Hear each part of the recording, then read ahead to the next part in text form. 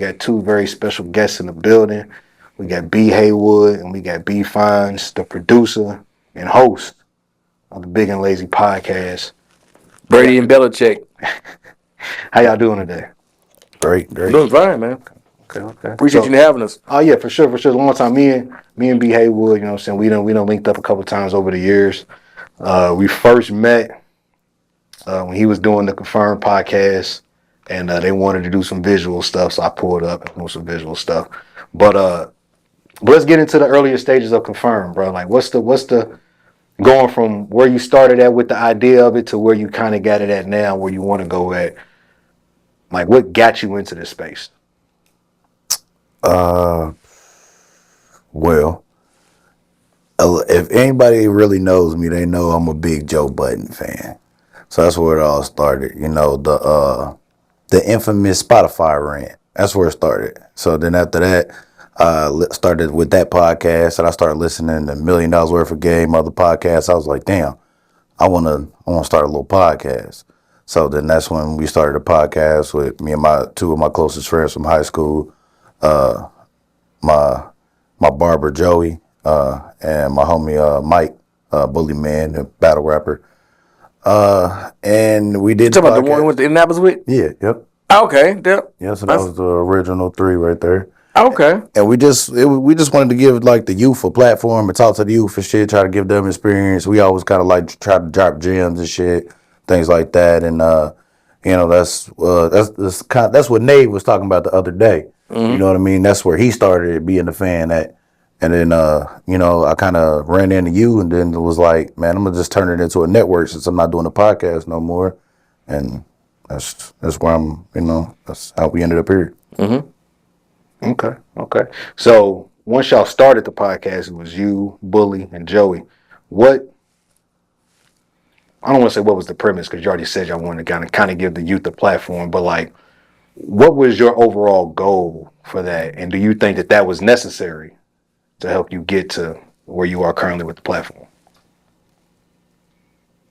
Well, yeah, my goal was just to, you know, just it also was a way for me to link with my homies too, because you know everybody married, got families, and all of that. So it was kind of like therapeutic in that way too. And then so I mean, you know, and like I said, give the youth a platform. What was the second part of the question? Do you think that doing the podcast, with you actually being a part of it, you think that was necessary for you to get to this point right now? Because currently you're not on a podcast, but you produce. So I'm saying, like, your passion wasn't necessarily being on a podcast. Your passion seemed to be production. Yeah, basically. Honestly, man, if you said put it like that, it always was the production. Us doing Confirmed in a way was kind of like a proof of concept for real. It was like where Big and Lazy is right now, that's where I wanted it to be. You know, so it was kind of just like showing that I could do it and put it together. And then once I found this nigga, I was like, oh yeah. Appreciate that, man. Yeah, he's him, and he's different, and he's misunderstood too.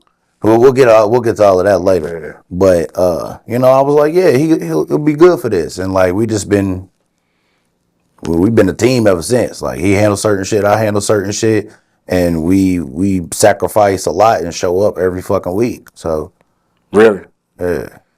And I think it definitely my podcast played a part in all of that, because even though them was my best friends, some niggas was busy and they couldn't do it as much as I wanted to do it. Yeah. And he is here every single week. So it lets me be able to be behind the scenes and make sure everything is crispy, clean, sounding good. I don't think nobody's shit is looking better than our shit, sounding better than our shit, and coming out as frequent as our shit. We ain't missed a week in 2 years. So 2 years. Yeah. And sacrifices. I'm a big Packers fan, as you can see. And this is the 3rd weekend in a row I missed my Packers play. They lost. I just want to let you know. Oh, we lost. Okay. We can't win them all. You know, better lose now than in January and February. So that's a fact. We got to think positive. I mean, I'm a Jets fan, so we ain't going to talk about that. Oh, God. Yeah, no, don't start. That's the wrong green team to be a fan of right now. Yeah. But, okay, so now you go from the Confirmed podcast with your people, so you link up with B Fines. let's talk about the earlier stages of Confirm going from, because at first, like I said, y'all were strictly, it was more just audio. And now you've made the pivot to where it's still audio, but the visual is where it's at. Mm-hmm.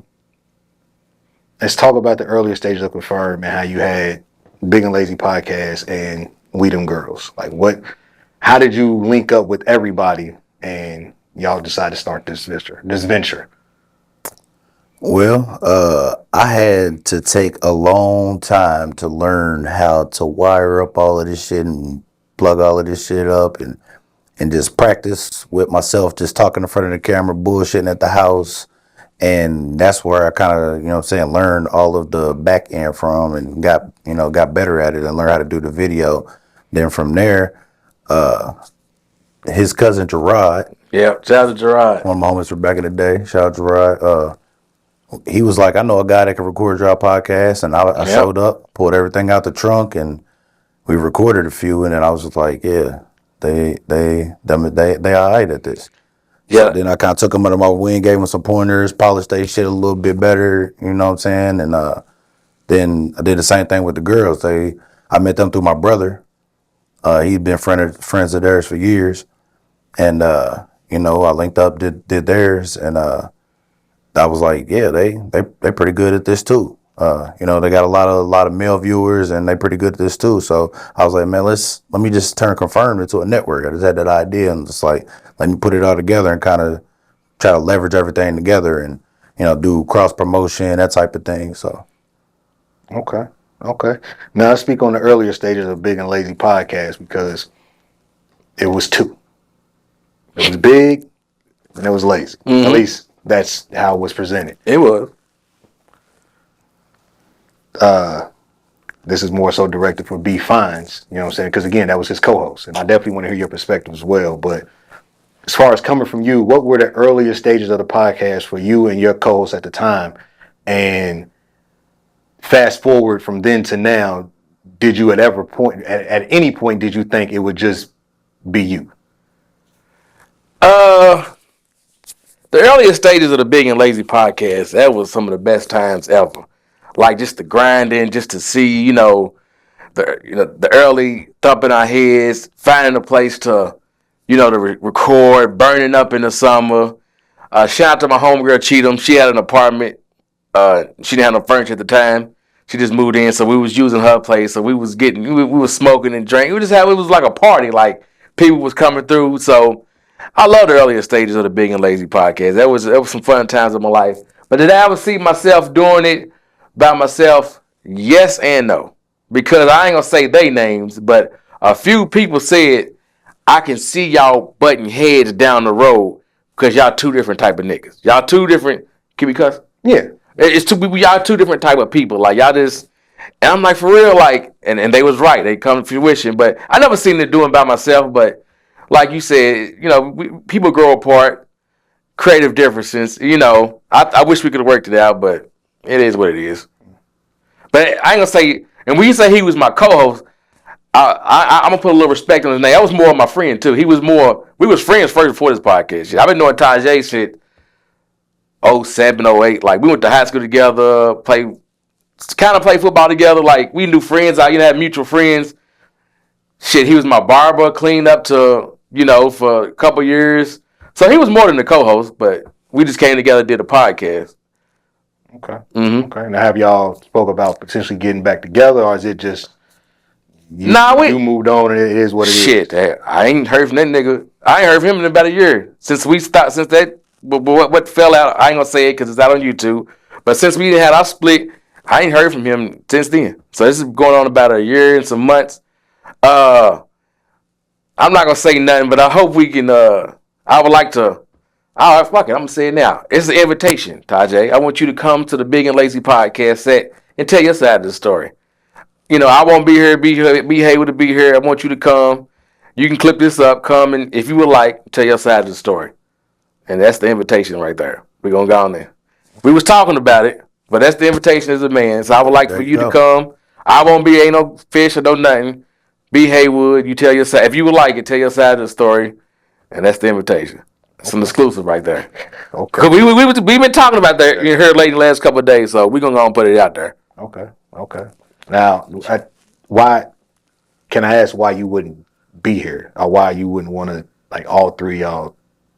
I would love to be here, but just in case he feels unsafe, Type shit. because some words have been said. Just in case he feels unsafe, but you can do it while I'm at work, because I work, at the casino. Well, you can do it and line it up it. But I would love to be here, all three. Yeah. But at his comfort, I would stay away. If he's more comfortable like that. Okay. All right. Now, you also spoke about the We Them Girls podcast. How did that come about?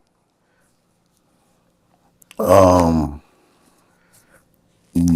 tell him about the time he set me up. No lie, bro. Back to the early day, I don't mean to cut you off. To confirm, we used to have group episodes, right? Yeah. So he talked to me. So me and Taja and her, he said, man, y'all better be dressed up, man, because they coming to the nines and they coming here. They coming, they putting it on. So I shows up. I got a Cartier sweater on, buff. I got some boots with a little heel on them. And everybody else is just casual with shit and just dress, workout clothes. Go back and look at that. Like, I'm just... I think he set me up, man. Like, and everybody else just came. Like, everybody else had on all black and just like legged, casual. And I'm just, It's like the most awkward thing when you show up somewhere overdressed. Yes. And everybody like, bro, what you on? You be like, he told me. He told me to. He said, I better put it on because they coming. They coming. And they always look nice when I see them. When they go, when they get dressed up and whatnot. So I didn't mean to cut you off, but. The beginning of that was just they came to me and wanted to do a podcast, and I hooked them up and polished it, and kind of created the look of it and everything. And honestly, this set is kind of all them really. How everything is designed here. It's all woman's touch. But it has a womanly touch to it. Yeah. Not in like a bad way, but you can tell it's like. It wasn't just dudes in here like, let's put this over. You could tell there was like, this would look nice with this. And this would look nice with that, the colors. And you can see that a little bit when you went here for sure. So, and then, I was doing the same thing with that I was doing with them. I was going to her apartment, Mel's apartment, and we was recording over there. And I was putting everything out in her living room, and they were sitting on their couch. That's kind of where the couch idea came from. So, that's why. Yeah, I remember that, yeah. And I was like, well, if we're going to consolidate everything, Big and Lazy got to move from a table to a couch. And then they made that sacrifice. They didn't really want to. They like being at the table, smoking, all of that shit. But I can't lie, shit took off once we got a little more professional and clean shit up too. So, for both podcasts. So, and I was one of the driving factors behind the studio. I'm like, you working yourself thin, man. Like, you snapping up, like you said, you was breaking cameras, like all this shit you see, except that big TV, I believe. That table, when that table was already there, like he was snapping out like James Bond. Like it took me an hour to set it up and an hour to break it down. Then we would record for an hour. So I would be there 3 hours to record one episode. Yeah, and I was like, I'm the one that found this suite. I'm like, man, let's do it. Let's all come in and lock in, get find us a home. So that was pretty dope. Yeah, no, I don't think a lot of people understand that. When you do stuff like that and you always on the move, like it's not like an easy pop in and pop out because I have to set everything up. I got to make sure it's cool. Got to record. Or sometimes if you own it yourself, then you got to record and you got to perform. So you also a talent. Then you got to break that shit back down. You know what I'm saying? Then you got to go home and edit it. Then you got to go home and clip it. Yeah. Then you got to go home and post it. Then you got, you know what I'm saying? You got to go through all that. And I don't think a lot of people see the background work and the ins and outs. They just see what they see on camera. They think it's just magic. You know what I'm saying? They think, oh, this is how the set looks all the time. It's like, nah, I got to push this set up. Right. I got to take shit down, push it up. I got to move this here, move that there. Like I got to, you know what I mean? Like I got to do a lot. You know what I'm saying? But they just think, I think that's why some people, like how you said, y'all haven't missed a week in 2 years. I don't think people understand how hard that is to do. You know what I'm saying? Like, that's like saying I've never missed a day in the gym for 2 years. Like, bro, do you know how hard that is? You know, even for the most dedicated person, to never not like I don't miss a day of work. That's hard to do, like because work sucks. You know what I'm saying? Right. So it's like you miss for anything. Y'all try to miss for anything, right? So it's like the consistency has to be applauded before. Excuse me. The consistency has to be applauded, and I think that that's just something that a lot of people don't take in mind when they say they want to start a podcast or be on a podcast. And you see people, they'll get 4 or 5, maybe 10 episodes, and then they disappear. Then they might pop back up, do 2, 3, 4, then they disappear.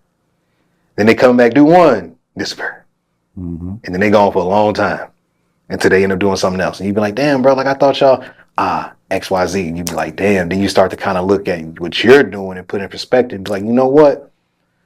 I'm actually really doing this shit. You know what I'm saying? Like I ain't gonna pat myself on the back, but I'm gonna pat myself on the back because you can really say you're in the 1%.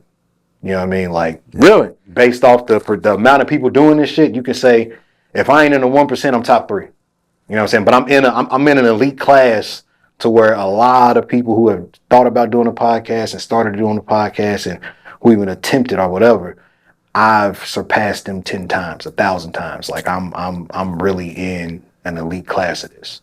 Yeah, I think if you reach like to episode 20, you're in the 1%. Like For sure. yeah, it was something crazy like that because we read the stat on our 100th episode. Like 90% of podcasts don't make it past 7 episodes or something crazy like that, and of those, 20 don't reach it to 20, and of that, less and less. Yeah, less and less. So we really, we're in the 1%. Like really in the 1%. All jokes aside. Wow. Okay.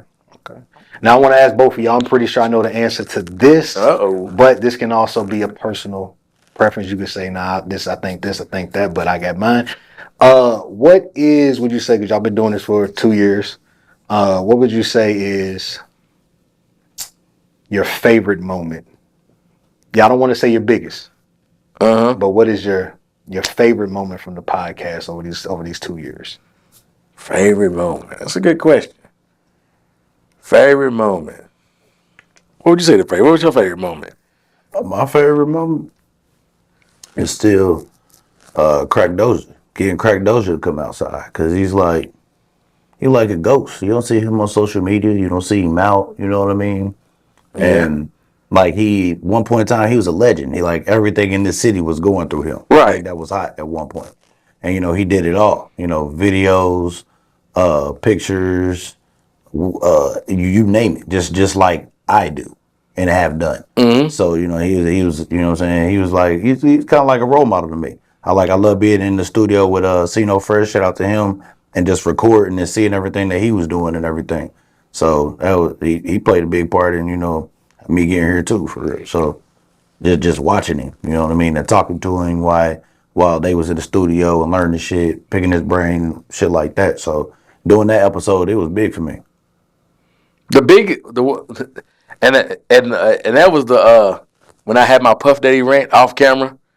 It was that was one of the best moments, a big and lazy moment, but it's not on camera. You wouldn't catch it. I'm not gonna say her name, but like I said, it was like a big party. So we recording Crack Doja, and it was a couple people, and she was just kept running, and I just went Puff Daddy, like shut the, it was just I had like a nice old rant. Shut the fuck, enjoy the show, and you in my show. This is my shit right here. Whooping.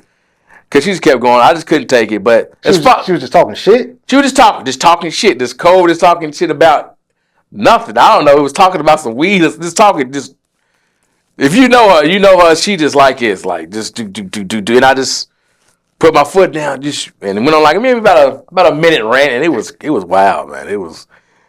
And it was crazy. I wish we got that on camera. Man, I wish the mics was hot because we was all set up. We had Crack Doja, we had Lazy, and the lights was on. But I don't think he was pressing play. I just shut the fuck up and sit back and enjoy the show. And I was talking some shit. That was a good moment, funny moment. But as far on camera though, I'm gonna go with Luther Chauncey, man.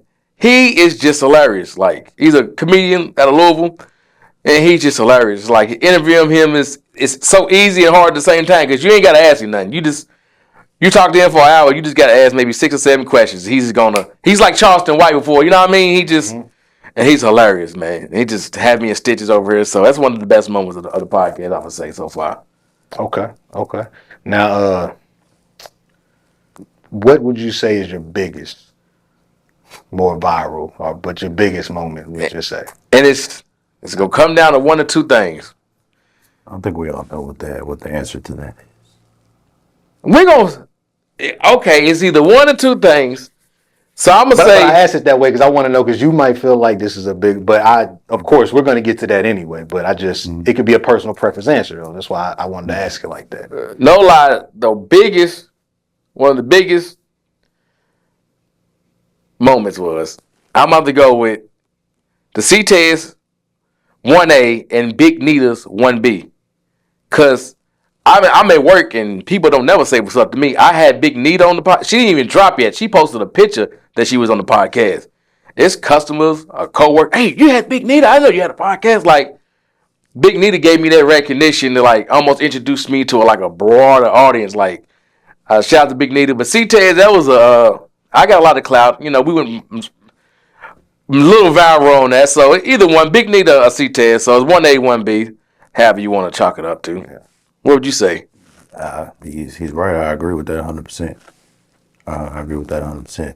First was the whole C-Tez situation, and then that was like our first one, and then the Big Nita was kind of like our second one. Right. You know, that kind of like fed off at first. Yeah. Okay.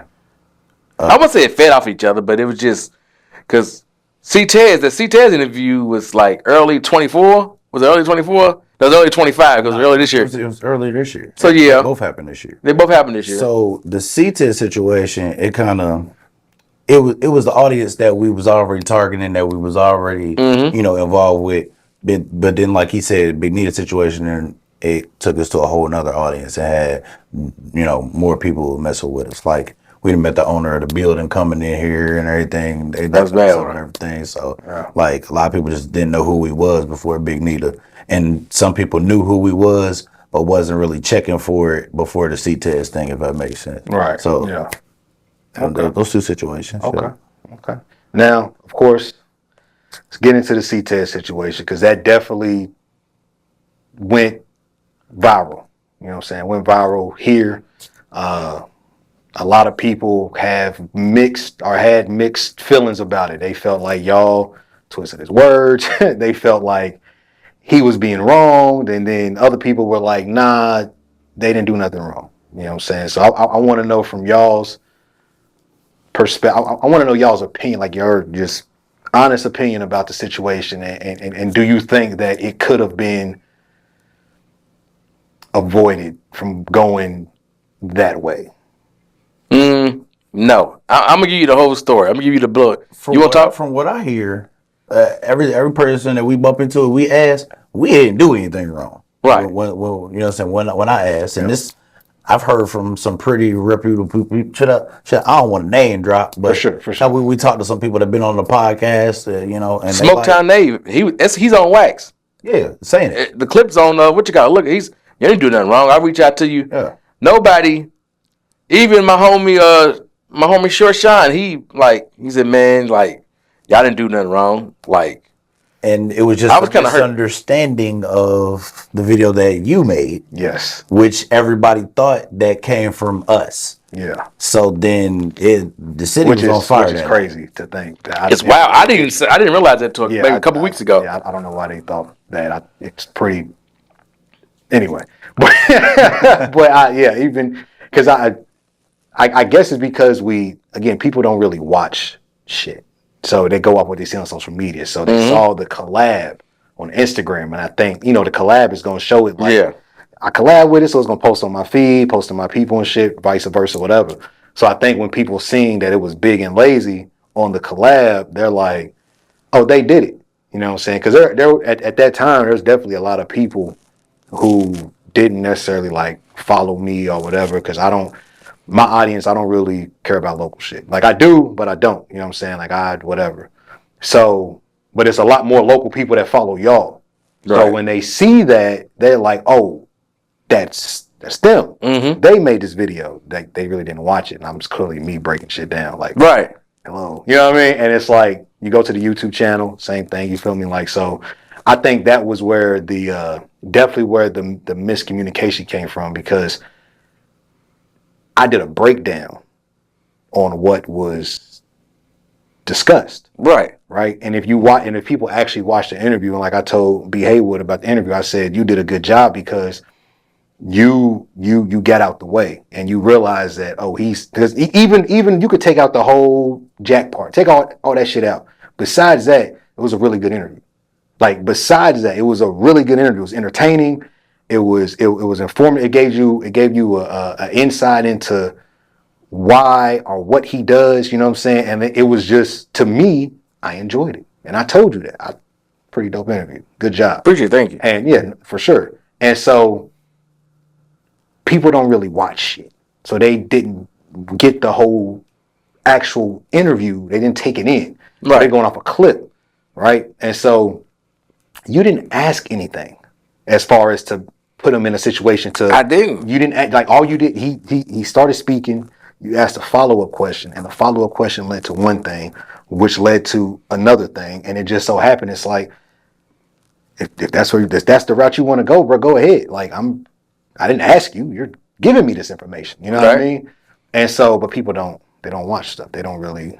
I don't know. It's weird. But yeah, no. Like I told you, because I think you had messaged me, and you was like, bro, we got one. You know, so we got a good interview. You told me about it.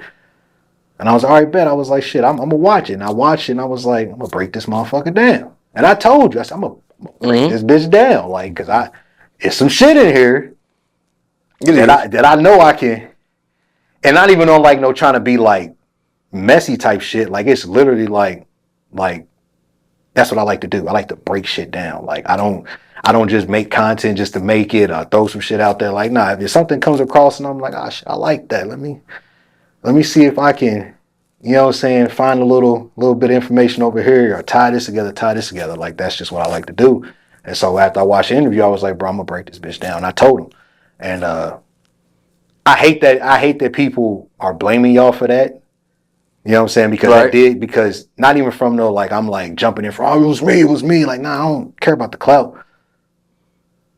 I don't want people to take my views or my words and say, y'all did. And I think that's what happened. And but at the same time, I was in a weird spot, because, okay, if I come out and I'm like, not saying come out like people could see, but if I'm like, get front and center, like, hey, that was me. Like, I said that. Like, now it's like, you reaching for attention. Right. And I don't want I don't want that. You know what I'm saying? But I'm like, but I also don't want them niggas to, like, get blamed for something that wasn't them. You know what I mean? So I was like, I don't know what I should do.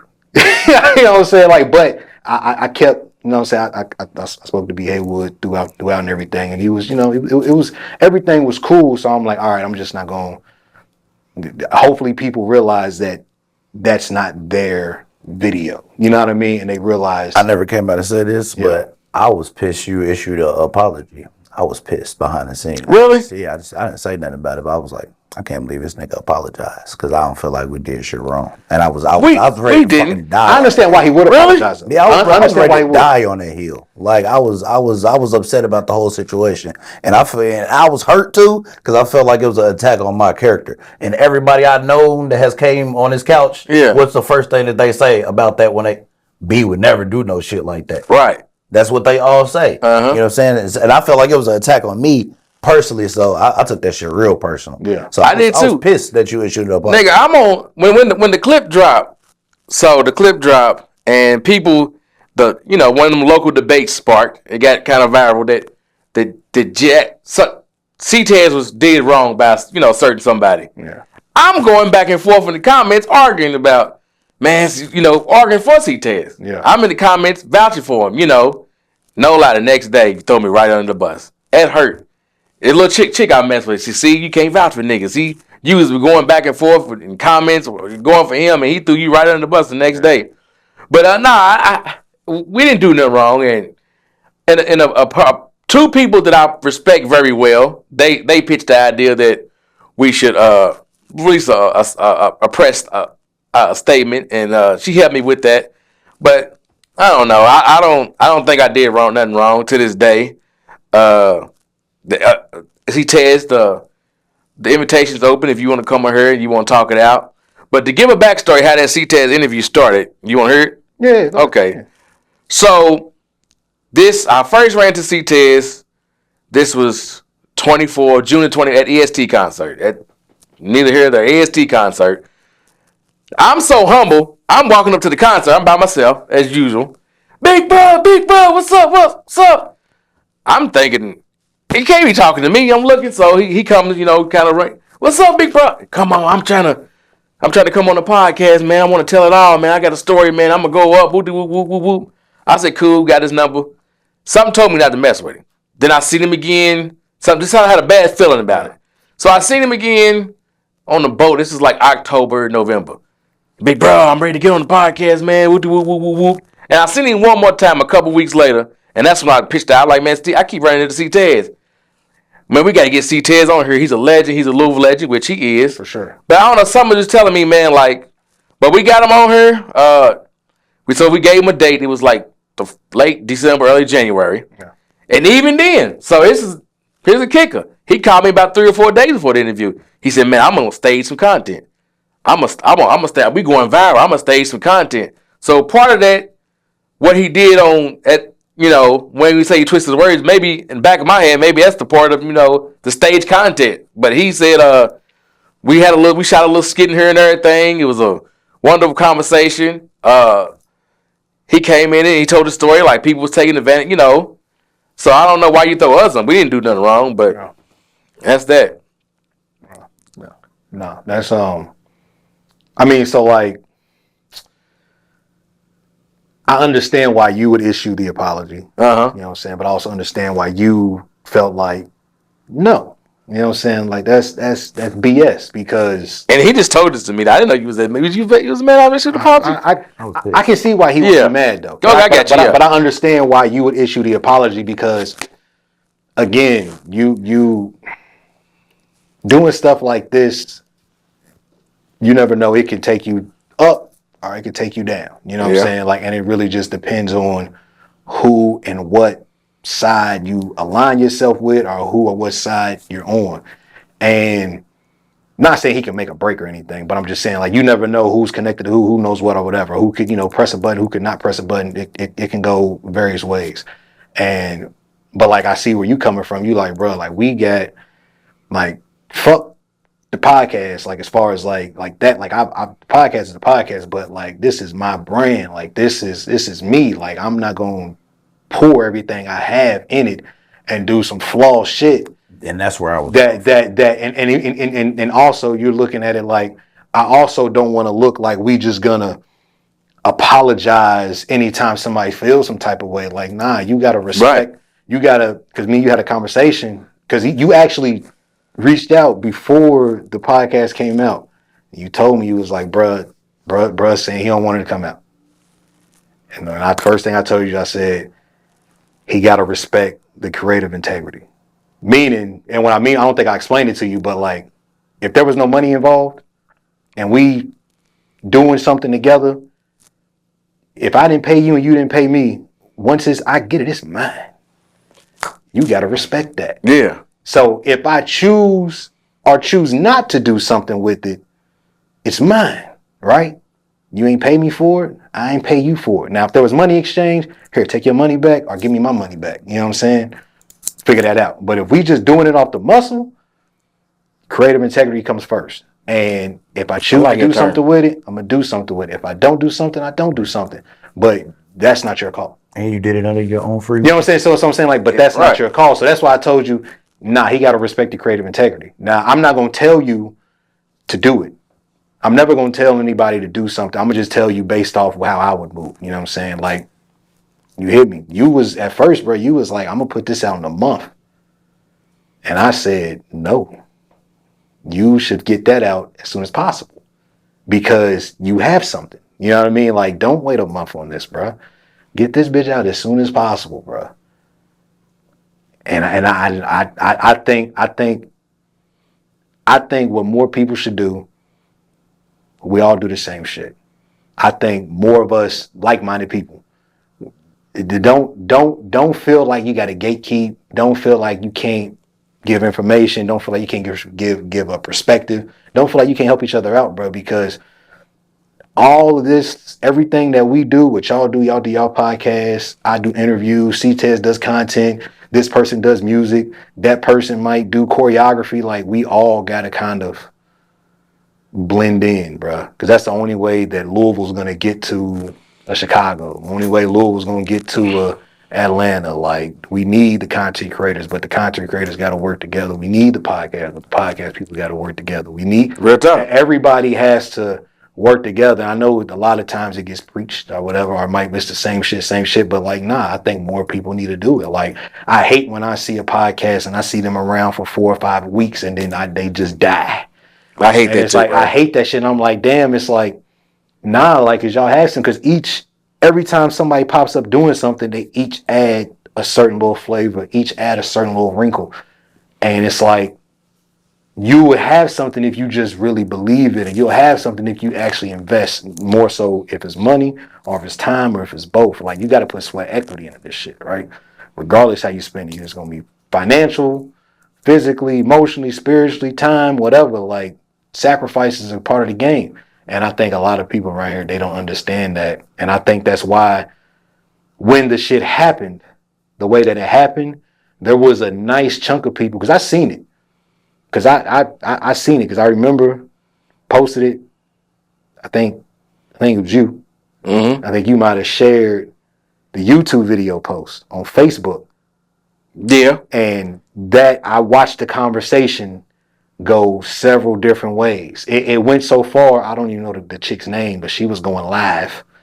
She was going live. She really put fuel to the fire. She added more to it, right? Yeah. But what she was saying, there were a lot of people who were agreeing with her, right? Right. But there were also the people who took the position on C-Tez side, like, this is why I don't like the media. This is why I don't like podcasts. They messy. They do this. They do that.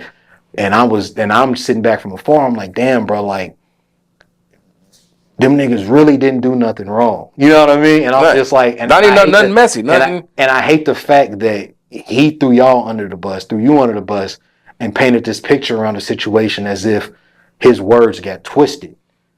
I don't think there was any of his words got twisted. Now, there might have been some inferring, like some putting context clues with context clues and connecting this dot with this dot. It might have been some of that. But there was no, like, nothing that he said was taken out of context. Everything he said really kind of filled in the blanks that people were questioning. Right. There were a lot of questions around why them niggas linked up. And there was a lot of questions around why he was chose for the link up. It was a whole lot of questions, right? Yeah. The answers were given, right? He gave the answers, right? And so when you give people the answers, sometimes you can't control what they do with the result. You know what I mean? And I think more people need to support more podcasts, more platforms. Like, I think I can't think of the name of the podcast, the Wrap Up podcast. They did a live with my dog Braxton. Like, I think that needs to happen more. I'm not saying everybody got to do live shows like that, but I think the idea of understanding, like, it can be done. You know what I'm saying? It can be done. Like, you all did an interview with B Sims. You know what I'm saying? Yeah. I think people need to understand, like, that can be done. Like, you just have to, if you got to work back channels, if you got to talk to the right people, you got to understand, like, you can get these people to come out. Like how you got the was it Big Nita? Mm-hmm. Big Nita, man. Yeah, Big Nita. How you got that? Like, that comes from that. Shout out to Heavy Plates 502, man. But I'm saying, like, but that comes from, and even though you say it might not correlate with the C-Tez, it definitely does. Oh yeah, It definitely does. Like, it correlates like indirectly. Like, it's not a direct correlation, but the C-Tez gave us a lot. People were saying our name everywhere. Where was this at? Where was it? Bigger Ladies. They throwing the podcast episode. They throwing the Instagram. They throwing, you know what I'm saying? Like, y'all name and y'all pictures was being everywhere, for better or worse, good or bad. And then now that leads to, oh, hey, you know, I seen y'all. I went back. Yeah, I saw the C-Tez, but I watched this episode. Y'all come on, boom. Now y'all got that connection. So I think if more people were more aware of the reach and the power that we can have on these platforms, and just, it don't have to always be negative. Right. It don't have to always be negative, bro. Right. But as content creators, you know what I'm saying? People who do stuff, we understand that the negativity are the things that are going to create a conversation. Like, it doesn't have to be negative, but can you create the chaos? Can I create the commotion? Control chaos. Yeah, like can I create something to where people are going to talk? You know what I'm saying? They're going to do all the heavy lifting. I just gotta present it. Here go to plate of food. Right. Y'all gonna eat it, and if they start eating, my job is done. You know what I mean? And there's plenty of times I'll post something online, I'll never be in the comments, but it's going crazy. I will never be in my comments. I have nothing to say to you, niggas. Let it go crazy. You know what I'm saying? Because for what? So you don't be in the, you don't never. That for me personally, Yeah. no. I know other people. It's a thing. I know the tropes. You wait the next day. Somebody comment on Wednesday. You come back on Thursday and comment so that they can respond and come back. Like, I get all that. No, I want the people. If y'all in the comments talking, right? It's people arguing all the time in comments. It is. I don't have to talk. I don't have to say nothing. Now, if it's something somebody asks me a question or something, yeah, whatever. But people just talking shit, I ain't got to respond to you, bro. I'll like it. I give you a thumbs up. I might heart that motherfucker. Say, I appreciate it. You know what I'm saying? Right. I ain't got no words for you. Then somebody else comment on it. Now they in the back and forth with somebody else. I don't even know. I got two people arguing. One of them on my side. The other one not. I don't know these niggas. You know what I'm saying? Like, but and that's just my perspective of it. But I do think people around here need to stop being afraid of sharing shit, liking shit. You know what I'm saying? If I see something, I'll like it. Now on Instagram, you can repost it. But I'll like it, I'll repost, I'll throw it on my story if I see it. You know what I'm saying? If I don't see it, I don't see it. But if I see it, boop, boop, boop, I'll even save it. I'll bookmark it because I know that counts as like a like times 10. I know that's how the shit works. So I'll bookmark some shit even if I don't even plan on going No back. shit. Yeah, it's considered a super like. So if you save a post on Instagram, it's like you liked it 10 times. So that's why you'll see stuff that you put in your bookmarks or whatever. If you go to your explore page is gonna be full of a lot of shit that's based off what you save. Yeah, stuff you like to interact with, but if you saving it, the algorithms view it as like, oh, you really like this. That means you want to come back to more, and they'll just. So I like, share, save. I don't comment. I just don't. But I'll like and I'll share it. I'll repost now and I'll save it, and then that's my contribution to anybody doing anything. You know what I mean? But I think more people need to be more. Yeah, we should be doing this. That's the best contribution you can make. Yeah, like I mean, I get it. People want people to comment, but people don't understand. Comments is jaded because you have to. I think you have to be like 10 to 15 words or characters, 10 to 15 characters for the comment to actually register as a real comment and the algorithm to view it. Emojis don't count because SEOs can't read emojis. They'll just pop up as a square with a question mark in it. Like, it doesn't know what you're saying. So emojis don't get considered as characters. You have to actually type for a comment to register. You know what I mean? So I'm just like, if I ain't got nothing to say for real, what the fuck am I comment? Thank you. Oh, this is amazing. Right. Shut up. I'm gonna just like, repost, share, and I'm gone. You know what I mean? That's me. Other people, they drop in 10,000 laughing emojis. You post an invisible comment. It did nothing. It did nothing for that person. To the algorithm. Right. It did nothing for that person. You know what I mean? But I think more people need to be more aware, more people need to be more diligent, you know what I'm saying? Because again, there's no reason why Louisville can't be like a Chicago, no reason why Louisville can't be like an Atlanta, no reason why Louisville can't be like a Dallas or a Houston, like an Indianapolis. We got a lot of talent here. We got a lot of talent. But that's my point. Like it's platforms like this, it's platforms like what I do, it's platforms like what other people do. Like, I also think the people running the platforms need to be more consistent, more diligent as well. But I think more people need to be like, hey, I'll pull up. Hey, I'll pop out. Like, and if somebody has a fee, I'm keen on, hey, I respect your fee. I'm not paying that. See you later. You know what I'm saying? But other people, they'll pay it, go to them, cool. No disrespect to them. But for me, I think it takes away from the actual nuance in the conversation because now it's like a job. You know what I'm saying? Of course, I want this to be my job. You don't want this to be your job. But like me sitting down with you is a job now. It's a transaction.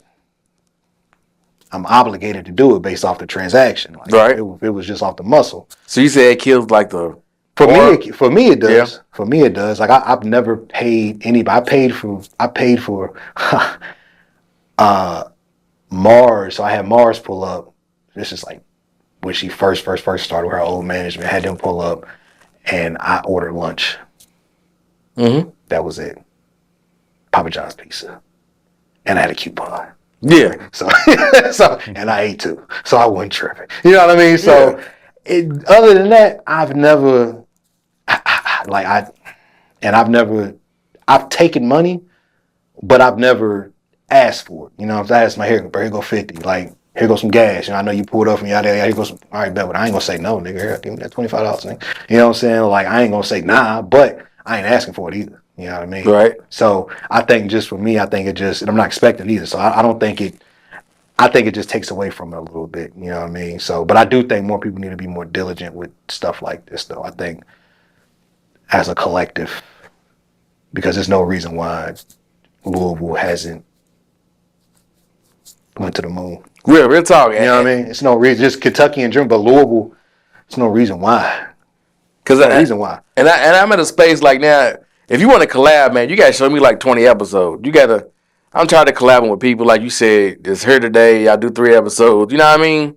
I'm willing to help anybody out, but I need to see about 15, 20 episodes, man. Let me know you serious. You know what I mean? Gotta know you serious. Gotta know you serious. So I'm with that. Yeah, I didn't want nothing else. But nah, okay. So now we get to the point of this is where y'all are with it right now. What do you see Confirm, and where do you see Big and Lazy Podcast being in the next, let's do short term, 2 years. We do another 2 years. Well, let's say 3, because that'll be 5. So in the next 3 years, where do you see Confirm and where do you see Big and Lazy at? I would like to see us doing some live shows. I would like to see, us branching to different states and, because I think as far as Kentucky and in this little region, but I would love to see, a weekly segment maybe in Chicago of different cities, showcasing different talent. Because I'm all about, dedication, growing, keeping my head down. So ain't no telling where we'll be in 3 years if it's anything like these first 2 years. Or anything is like these last 3 or 4 months, because these last 3 or 4 months has been wonderful. Like, it's kind of crazy, but if we would have shifted, I don't know, if we would have made this move a while ago, I think we'd be out of Kentucky. Like, it'd be crazy right now, because this last 3, 4, 5 months, like, as far as the guests and networking, like, we just turned it up and kind of shifted a little bit and did like a rebrand branding. So yeah, so if the next 2 or 3 years is like the last 6 months, we're gonna be in some places. Okay. What was the question? Where do you see y'all being at within the next 3 years? Next 3 years? Yeah, that'll be 5 years, but yeah, the next 3 years. Network, hopefully adding another podcast or live stream or show or something that's serious. I just want to put out good entertainment that people could come back and binge, that we got a whole library of, just like any other streaming service, HBO Max, whatever. And I ain't gonna say a whole bunch of them because they don't pay me, but that's exactly what I'm on. Like, we got advertising space here. We creating opportunities where we putting eyes on people, and I want to sell some advertising space, sell some merch, and treat it like a business, because it is a business for us. All these cameras, all these lights, this building, everything that we do, we pour money into it. So we appreciate everybody that help out in every way. So yeah, I just want to grow more to hopefully bringing some money into it and turn it into a business to where, like you said, we can go travel and pull up in other cities and states and do some stuff like that. Okay.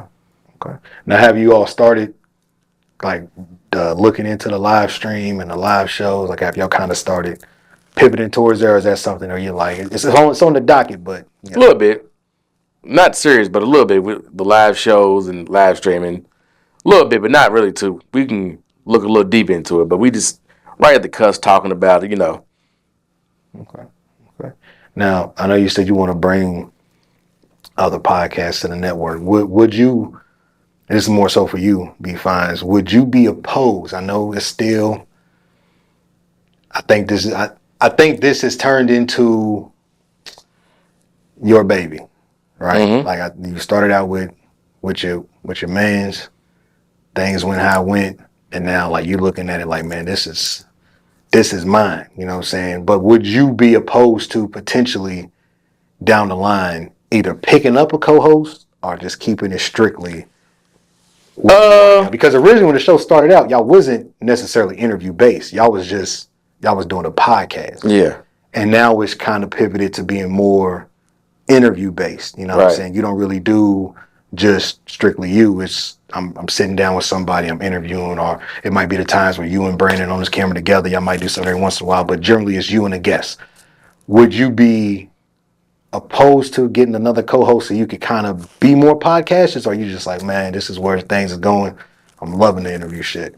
I'm open to another a co-host, but it's just hard. Like you say, he's one of the hardest. Are you gonna pull up every Sunday? You know what I mean? Are you gonna? Hey man, I can't go to this party because we got an event we got to do. You know what I mean? Are you gonna make a second? It's hard to find somebody with that drive, but yeah, I'm open to having a co-host. You know, a couple, maybe like a no jumper type of thing, a rotating door, or maybe 2 or 3 co-hosts, like building a team up. So yeah, it's strength in numbers. So yes. Okay. Now, as far as podcasts coming to the network, have you